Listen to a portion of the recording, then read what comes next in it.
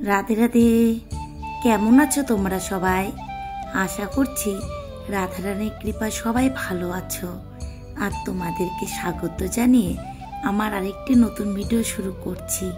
আর সকল সাধুগুরু বৈষ্ণবের চরণে আমার সহস্র কোটি দণ্ডবত প্রণাম।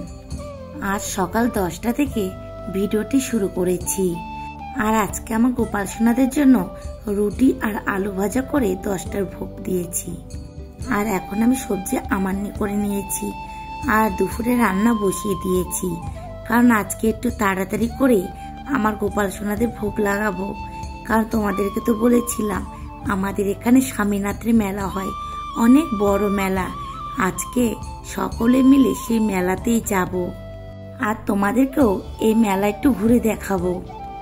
আমরা প্রথম দিন গিয়ে পুজো দিয়ে এসেছিলাম আর আজকে আমরা মেলাটা ঘুরতে যাব।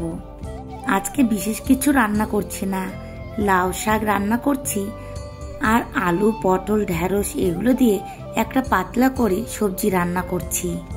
আর যারা যারা আমায় কমেন্ট করেছো আর যারা যারা আমার ভিডিওগুলো দেখো তাদের সকলকে জানাই অসংখ্য ধন্যবাদ। এইভাবে তোমরা সকলে আমার পাশে থেকো। সবজিটা হওয়ার পরে একটু ঠান্ডা করে নিয়ে আমি ভোগ লাগিয়ে দেব। আর নারায়ণ রয় আইডি থেকে এক ভাই আমায় কমেন্ট করেছো, তুমি বলেছো দিদি আমার বয়স 17 বছর, আমি দীক্ষা নিইনি, আমি কি গোবিন্দের সেবা কাজ করতে পারবো?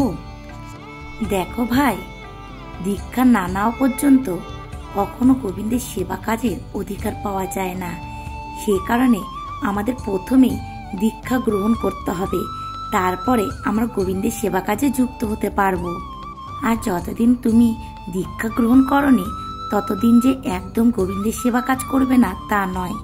হ্যাঁ, তুমি অবশ্যই গোবিন্দের সেবা কাজে যুক্ত থেকো, কিন্তু মনে রেখো গোবিন্দের সেবা কাজে যদি দীক্ষা না নিয়ে করা হয় তাহলে সেই গোবিন্দের সেবা কাজ বিফল হয়।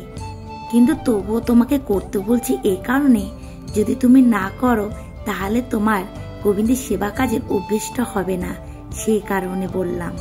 আর খুব তাড়াতাড়ি তুমি দীক্ষা গ্রহণ করো। আর আমাকে কমেন্ট করার জন্য তোমাকে জানাই অসংখ্য ধন্যবাদ। এভাবে আমার পাশে থেকো আর তুমি খুব ভালো থেকো। আর এখন দেখো আমরা মেলায় চলে এসেছি। দেখো কত ধরনের এখানে দোকান, সবকিছুই তোমাদেরকে অল্প অল্প করে ঘুরে দেখাবো। আর এই স্বামীনাথের মেলাটা এত বড় হয় যে এখানে সব কিছু পাওয়া যায়। আর তোমরা যদি কখনো আমার এখানে আসো তাহলে অবশ্যই এই বুদ্ধ পূর্ণিমাতে এসো, তাহলে তোমাদেরকে এই মেলাটা ঘুরে দেখাতে পারবো। আর এখানকার স্বামীনাথ ঠাকুরও তোমরা দর্শন করতে পারবে। আর এই স্বামীনাথ প্রভু খুবই জাগ্রত। আর এই স্বামীনাথ প্রভু এখানে প্রকট হয়েছিল। অনেক দূর দূর থেকে এখানে অনেক ভক্তরা আসে স্বামীনাথ প্রভুকে দর্শন করার জন্য। তোমরা যদি এই স্বামীনাথ প্রভুকে দর্শন করো তাহলে তোমাদেরও খুবই ভালো লাগবে। আর আমরা একটু তাড়াতাড়ি মেলাতে এসেছিলাম, কারণ সন্ধ্যেবেলা থেকে প্রচণ্ড ভিড় হয়।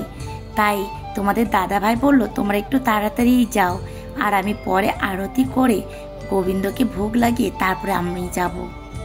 আর আমরা যখন এসেছিলাম তখন মেলাটা অনেকটাই ফাঁকা ছিল, তাই খুব ভালো করে ঘুরে দেখতে পেরেছি।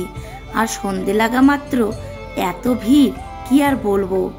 আর দেখো এখানে সব ধরনের দোকান আছে, এখানে বিগ্রহ পাওয়া যায়, আবার ঠাকুরের নানান ধরনের জিনিসপত্র কিনতে পাওয়া যায়।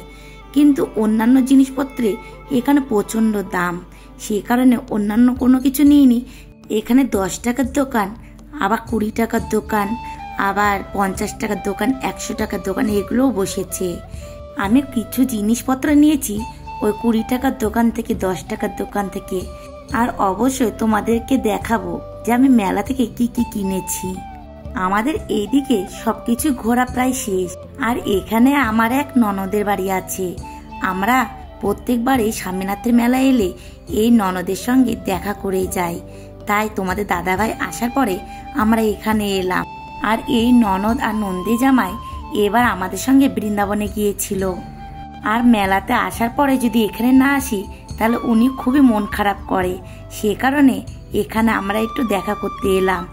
আর মেলার যেই সাইডে নাকরদোলনা এগুলো আছে সেগুলোতে আমরা যাইনি, ভেবেছিলাম তোমাদের দাদাভাই আসার পরেই যাব। এখন ননদের বাড়ি থেকে বেরিয়ে আমরা এই সাইডে এসেছি। এই মেলার ভিতরে এই নাগরদোলনা, বাচ্চাদের খেলার সব জিনিসপত্র, এগুলো সব কিছুই আছে এখানে। এত বড় মেলা, তোমাদেরকে আর কি বলবো, সব কিছু এখানে আছে। তোমরা দেখে তো অবশ্যই বুঝতে পারছো। আর বাড়িতে যেতে একটু রাত হয়ে গিয়েছিল, কারণ রাস্তায় প্রচন্ড ভিড় ছিল। আর আজকে ভিডিওটি আমি এখানে শেষ করছি। দেখা হবে পরে কোনো ভিডিওর সাথে। তোমরা সবাই ভালো থেকো আর এইভাবে আমার পাশে থেকো। রাধে রাধে।